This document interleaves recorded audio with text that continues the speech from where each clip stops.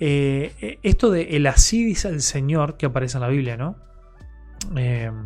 Muestra la tensión o el problema o quizá la discusión entre el autor divino y los autores humanos de la Escritura. ¿A qué me refiero con esto?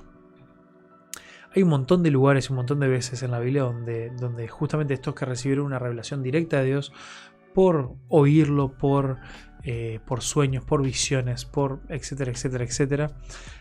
Principalmente los profetas tenían estos momentos que decían y le declaraban al pueblo: así dice el Señor, y decían literalmente, textualmente lo que Dios había dicho. Por otro lado, tenemos un montón de relatos, de historias, de cosas, de cartas, de poemas que evidentemente fueron producto de la escritura humana. Y esto nos genera una tensión de decir, bueno, esto tiene la misma validez, tiene la misma importancia.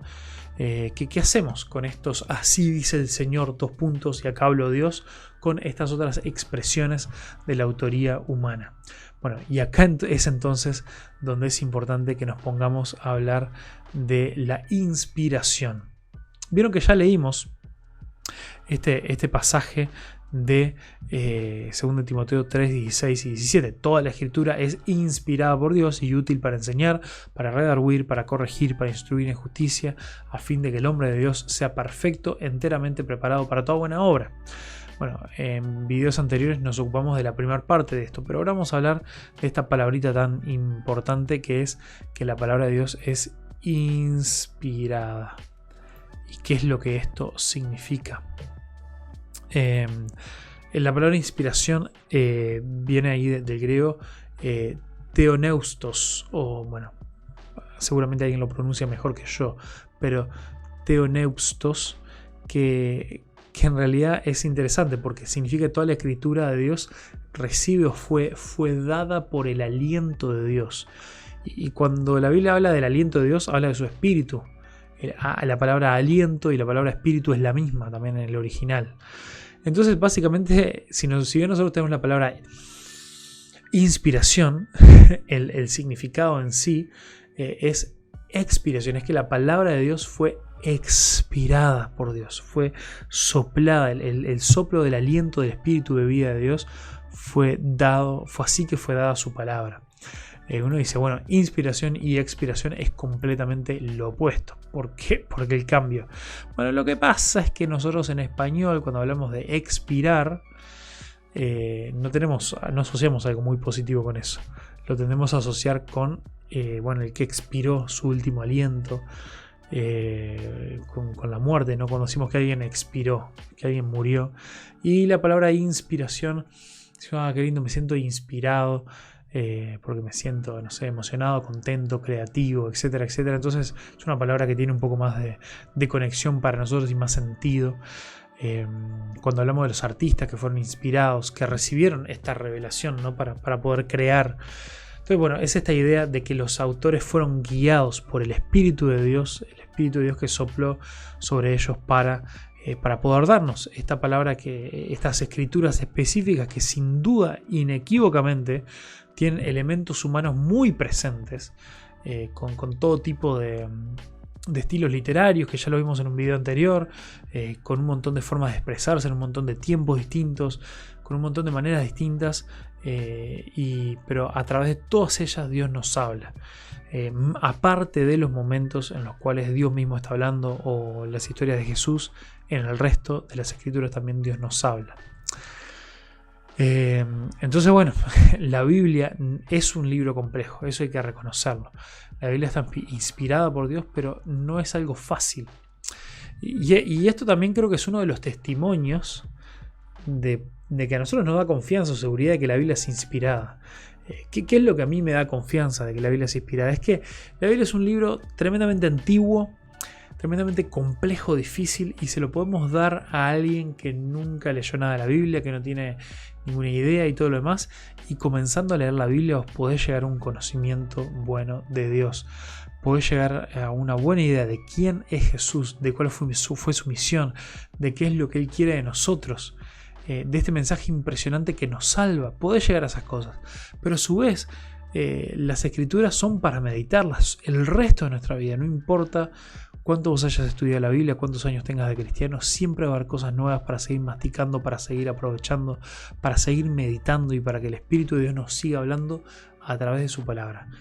Que esto pase, que desde el que no tiene nada de conocimiento de Dios hasta que el que ha dedicado toda su vida a estudiar de Dios pueda seguir aprendiendo y conociendo de Dios, es un tremendo misterio, es una cosa fabulosa, y que creo que esto da testimonio, testifica de que sin duda la palabra de Dios ha sido inspirada o ha sido exhalada por Dios, tiene su espíritu para hablarnos a nosotros con ese mensaje específico.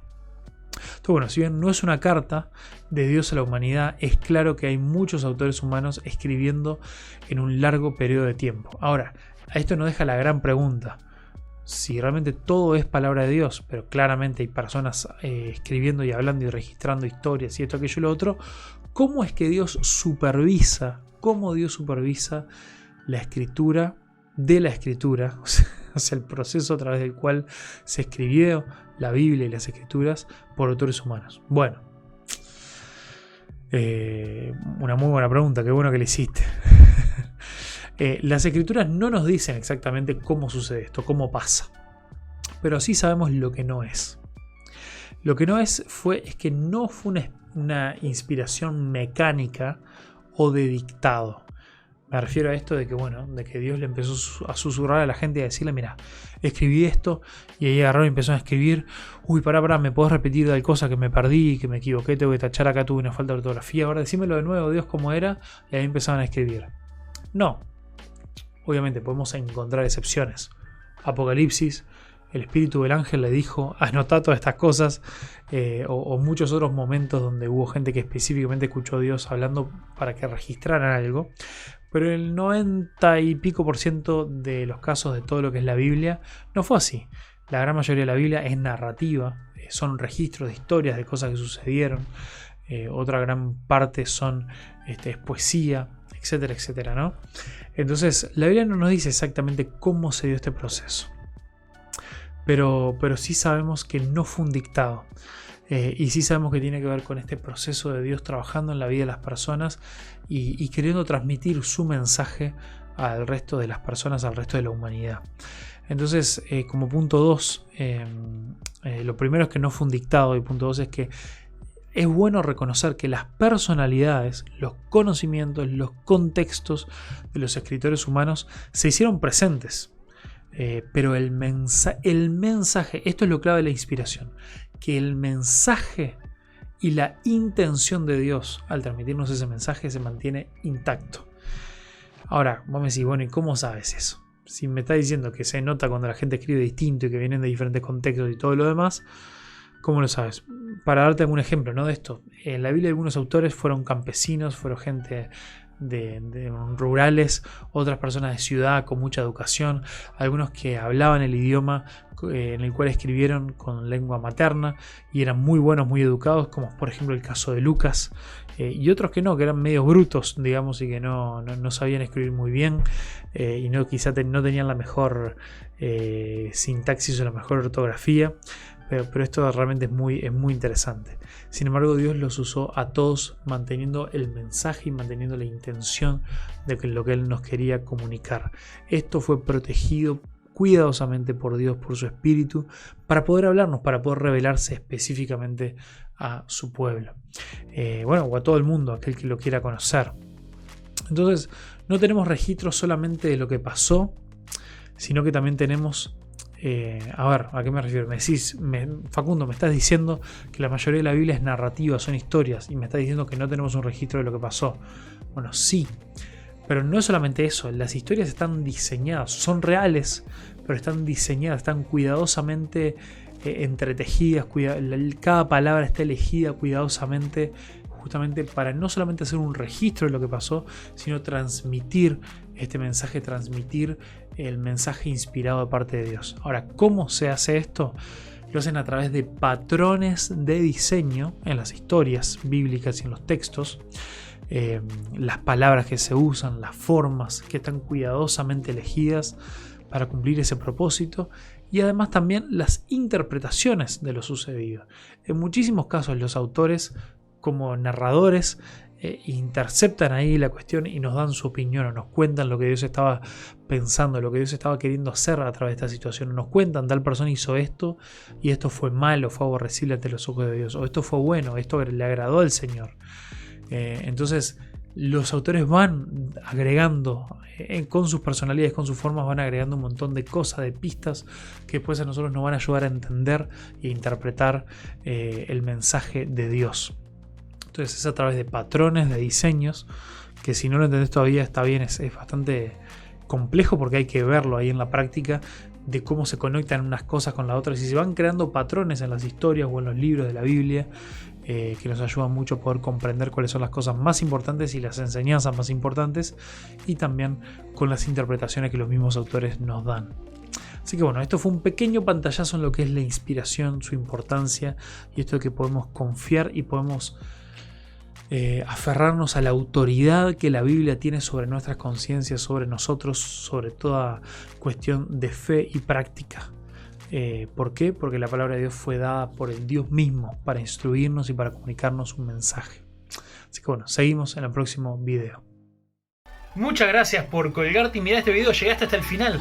Esta es una colección de videos de entrenamiento que estuve haciendo para la iglesia, así que si querés seguir avanzando en este curso de teología sistemática y otras cosas más que tenemos por delante, suscríbete, dale like, compartilo y estate atento que próximamente se vienen más videos.